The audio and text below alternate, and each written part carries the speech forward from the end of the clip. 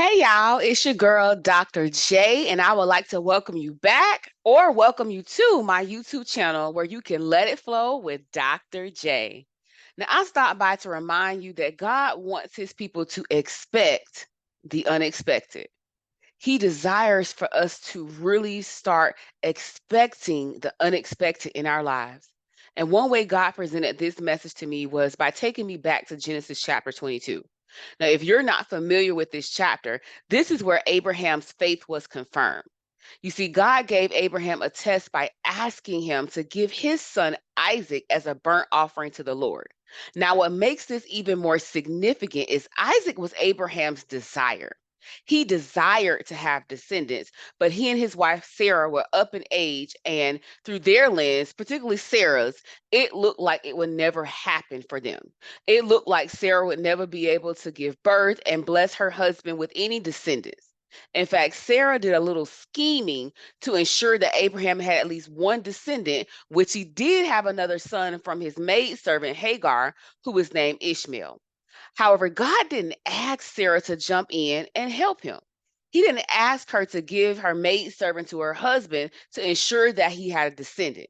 This was something she did on her own because she did not expect God to move and give her husband the desires of his heart. She played the puppet master in this situation, and it didn't work out the way that she thought it would, but that's another message for another day. You see, in this instance, God had already spoken to Abraham and told him that he would bless him, he would make his name great, and that to him all his descendants would be given land. God had a covenant with Abraham that started before he became Abraham. It started before God showed him new things and blessed him with Isaac. It started before God changed his name from Abram to Abraham. You see, Abram had already asked God what would he give him, seeing that he was childless and the heir of his house was not his descendant. Through this inquiry, God had already promised Abram that he would give him an heir that would come from his own body, and he told him that his descendants shall be as many as the stars above. Again, God had already made a promise and had a covenant with Abram before he was Abraham. So, knowing this backstory helps to understand why God asking Abraham to submit his son Isaac as a burnt offering is so significant. This is what Abraham prayed for. Isaac is what he prayed for. It was what he asked of the Lord and what the Lord promised to give him. Isaac was, in essence, an answered prayer, and he was the heir that came from Abraham's body and who was born of him and his wife Sarah. Now, if we pause right here and think about what God asked of Abraham, I believe for many of us, this type of ask would have been a stopping point. It would have been a breaking point or a point where all bets were off. It would have been a point where we may have said, now, Lord, what's going on? Like, what's happening? Whatever it was that he asked of us to give up may have caused us to question what God was doing or what he was thinking. We may have been like, Lord, this is the house that I prayed for. This is the car that I prayed for, the job that I prayed for, the spouse that I prayed for, the child that I prayed for. And you are asking me to give it up.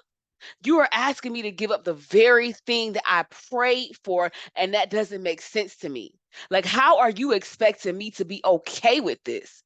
And these types of thoughts are especially true when we lose things and people that we thought were sent from God that will always be here, or that we prayed so hard or so long for, and then we receive this blessing, we receive this thing, and now it's gone.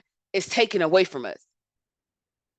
This is a space where sometimes people get upset with God.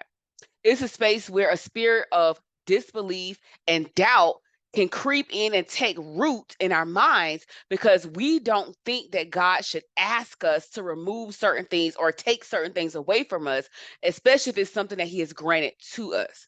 However, if we look at Abraham's response in this situation, God asked him to give up his son, the heir who God promised him in chapter 15, and Abraham didn't argue with God about this.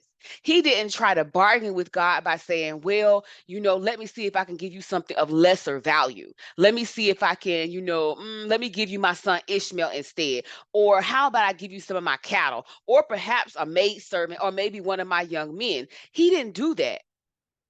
He didn't do that. He didn't say, let me give you any of this other stuff, but please don't take my son away from me. I can do anything else, but not this. No, Abraham rose early the next morning, because that's what it says in the word. He rose early the next morning. So not 3 months from the time God asked him, not 6 months or even a year. He rose the very next morning, and he saddled his donkey, took 2 of his young men and Isaac and some split wood for the burnt offering. So he was prepared. He was prepared for where God was taking him.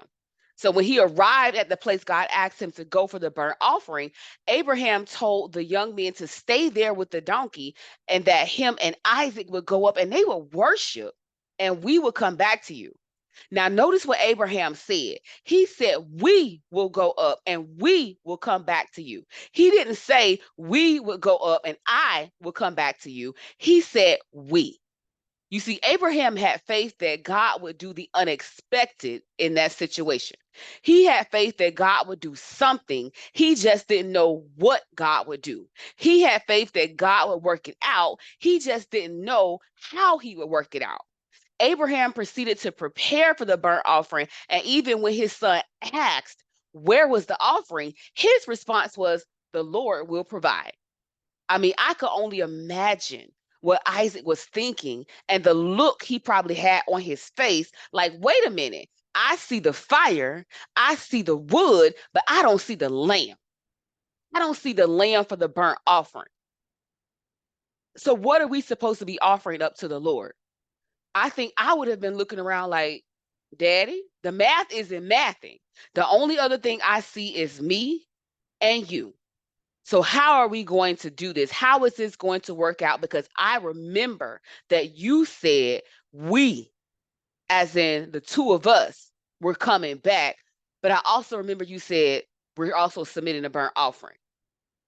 But Abraham's reassurance to his son was, God will provide for himself the lamb for the burnt offering. Even when Abraham was about to take his son's life, he still had faith that God would do something unexpected in the moment. There may have been a little bit of sweat coming down his forehead, like, whoo, when you gonna show up, Lord? But the point is, Abraham trusted God to do the unexpected, and God did just that. The angel of the Lord told him to stop and not lay a hand on Isaac. And when Abraham lifted his eyes from getting ready to take his own son's life, there was a ram caught in a bush. That ram was used as a burnt offering to God. And because of Abraham's faith, God promised to bless and multiply him, and that in his seed, all the nations of the earth shall be blessed. What we can learn from Abraham is to expect the unexpected. Sometimes we get so caught up in what's happening in our lives, what's going wrong, what hasn't happened, who walked away, who betrayed us, how tired we are, everything that's going on that just seems wrong, and what we believe we have lost, and all of the negative and unfulfilling things and thoughts that's going on in our head and in our lives. And we forget that God always has a plan and a purpose for our lives. And he always provides. We forget that God is Jehovah Jireh, our provider, and he still reigns victorious. We forget that whatever God giveth, he can take it away. But we also forget that the same God that allowed Abraham to be tested is the same God that allowed Job to be tested and to lose everything. The same God that allowed the trials and tribulations in Job's life is the same God who restored and blessed him greatly for everything he lost. God didn't leave a rock unturned. This is the same God that blessed you with the house, the car, the job, the spouse, the child, and all of your wonderful possessions, and everything you have. He's the same God that blessed you with that. So he's the same God that can take what you lost or what was removed from you and bless you in new, bigger, and even better ways than you could ever imagine for yourself. You see, we get caught up in thinking that a shift can't, won't, or isn't supposed to happen in our lives. because we feel like nothing should happen that's going to drastically change things in our lives in a way that we don't appreciate or we don't like. We get caught up in thinking that God already did something for us, so he can't possibly do anything better. Not remember that God has a plan for our lives to take us from glory to glory. He has a plan that will give us beauty for ashes. He has a plan that can take us from walking in despair and from living in lack to walking in greater, to walking in major blessings, to walking in the overflow, to walking in answered prayers. Right now, there's someone thinking, well, I prayed for that house and it's going into foreclosure. I prayed for this child and they're out here doing drugs, being promiscuous, and doing everything but what they're supposed to do. I prayed for this job and now I'm being laid off and I'm trying to navigate this crazy job market that seems like I can't get a break. I prayed for God to heal my mama, my daddy, my auntie, my cousin, or my child, and they still passed away. I prayed. I remember I was there. I prayed. But God wants you to know that even in the hurt, the disappointment, the pain, the loss, you still must expect Him to do the unexpected. You must still trust and believe that God is a good God. He is a gracious Father. He is a miracle worker. He doesn't make mistakes. He's a burden bearer. He is our safety, our fortress, and our refuge. He is the lover of our souls. And because of Him, we win. We have the victory because of him. We triumph because of him. Because of him, we can walk by faith and not by sight. Because of him, we can hold our head up high, knowing that we may not know who, what, how, where, or when, but God knows how to show up for his people. He knows when to step in for his children. He knows how to comfort us when we feel like we have lost all hope and we feel like that we are at our lowest point in our darkest hour, like we are at the point of despair. He knows how to put his hands on a situation and cause it to change in an instant. He knows how to put our names on something that we never even thought our names would be on, and how to make it to where no man or no demon in hell can remove it. They can't erase our name. He already blessed it. He already said it was ours. He knows how to restore life and health back into you and your bloodline. He knows how to take you from living paycheck to living in abundance. He knows how to take you from dealing with foreclosure to living in a brand new house that is more than what you prayed for, better than the house that was foreclosed. He knows how to take you from dreaming about it to walking in it. He knows how to take you from splitting a few packs of oodles and noodles between your kids so y'all want steak, shrimp, or lobster tonight. God knows how to put a ram in the bush. Even when you don't see a way and you don't know how it's going to work out, God always has a ram in the bush. He always has something unexpected for us. This is why we must stay steadfast and unmovable, why we must continue to pray and trust God despite what it looks like. It's why we must trust that God knows exactly what he is doing, even when it doesn't make sense to us. We must trust that God sees all, hears all, and knows all. We must trust that God is always present with us, even when he's silent, he's still present.